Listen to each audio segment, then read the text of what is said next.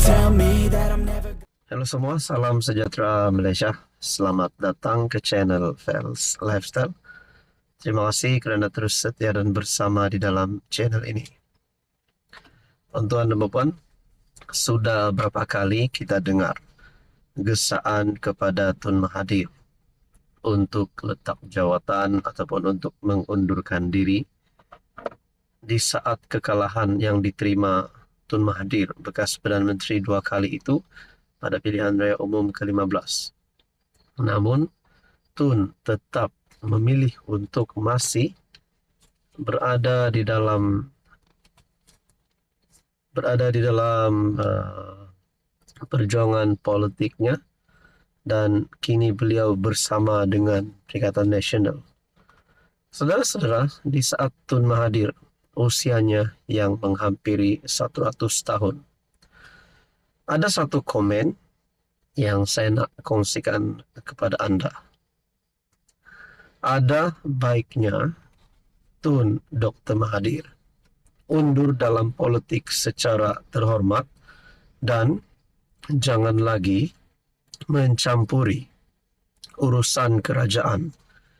Tun hanya tumpukan menjaga kesihatan dan beribadah sahaja.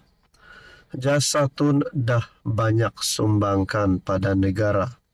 Sekarang syukur Tuhan panjangkan umur Tun dan masih diberi kesempatan untuk melihat kesinambungan pembangunan negara yang diterajui Datuk Seri Anwar.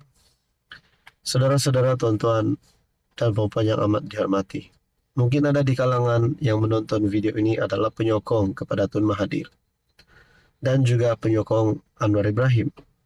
Menurut anda, apa yang patut dilakukan oleh Mahathir pada ketika ini? Di saat usianya yang sudah menghampiri 100 tahun, bukankah benar seperti komen ini yang menyatakan Tun sepatutnya undur dalam politik secara terhormat dan jangan lagi mencampuri urusan kerajaan, urusan Anwar Ibrahim. Tun hanya tumpukan menjaga kesihatan dan beribadah sahaja. Saudara-saudara, saya sebagai rakyat Malaysia, saya percaya di saat usia seseorang yang sudah menghampiri 100 tahun itu, mungkin fokus kepada seseorang itu hanya perlu menjaga kesehatan dan hanya rehat di rumah. Tapi lain untuk Tun Mahathir, kita dapat lihat beliau masih lagi aktif dalam politik dan beliau bahkan dilantik sebagai penasihat SG4 bagi kepimpinan PN PAS. Saudara-saudara, tuan-tuan dan puan, mungkin kita sudah tahu bahwa Anwar Ibrahim sudah sah mengalahkan Mahathir. Tun Mahathir sudah sah kalah kepada Anwar kerana hari ini saja pun Anwar sebagai PM dan Mahathir bukanlah memegang jawatan sebagai ahli parlimen.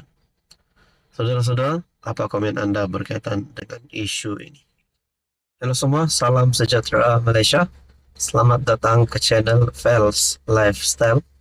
Terima kasih kerana terus setia dan bersama di dalam channel ini.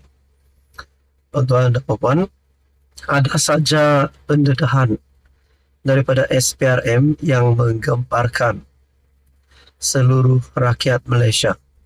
Seleweng dana sana sini, penyalahgunaan kuasa, salah guna jawatan yang mereka ada, sehingga menyebabkan kes rasuah di Malaysia ini semakin menjadi-jadi. Namun pada akhirnya, di bawah pemerintahan Perdana Menteri Datuk Seri Anwar Ibrahim, banyak kes rasuah yang berjaya ditumpaskan SPRM. Satu isu terkini ataupun satu keputusan terkini daripada SPRM yang pasti mengejutkan ramai. Mereka lah yang dipercayai, mereka lah yang diberikan amanah tanggungjawab, tapi mereka jugalah yang merosakkan kepercayaan rakyat Malaysia terhadap mereka. Sindiket selundup warga asing, hampir RM800,000 wang tunai dijumpai di bilik tidur pegawai imigresen.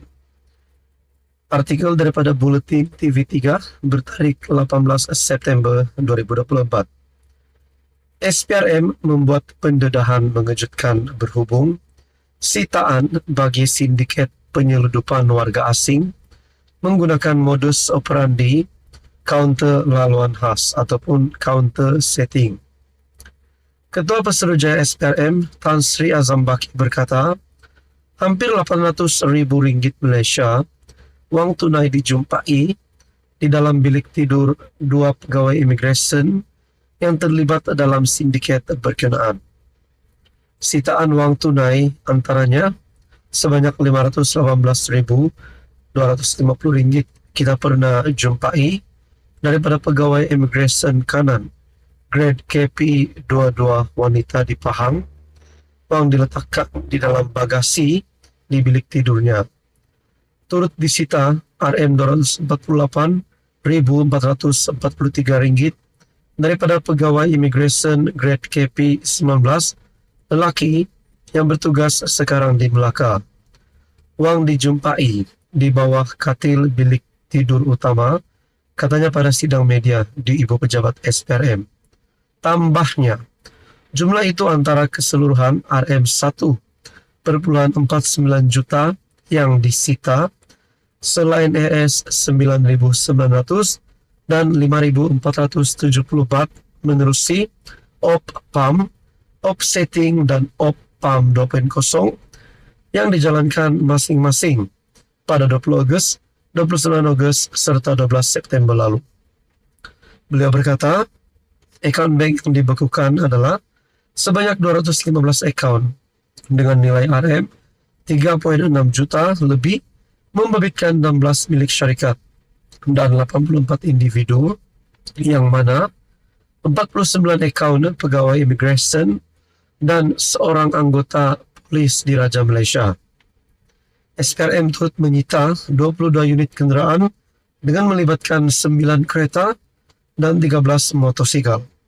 Saudara-saudara, bagi saya ini pasti satu tangkapan dan penemuan mengejutkan daripada SPRM terhadap seluruh kepimpinan politik Malaysia.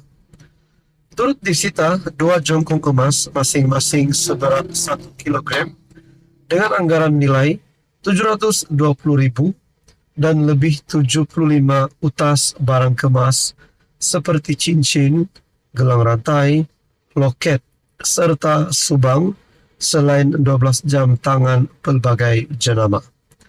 Operasi adalah hasil risikan yang dijalankan selama 6 bulan oleh bahagian perisikan SPRM. Mengulas lanjut, Azam Baki berkata, modus operandi sindiket adalah mempromosikan package untuk masuk ke Malaysia menerusi platform media sosial seperti Facebook, Telegram, dan aplikasi media sosial lain.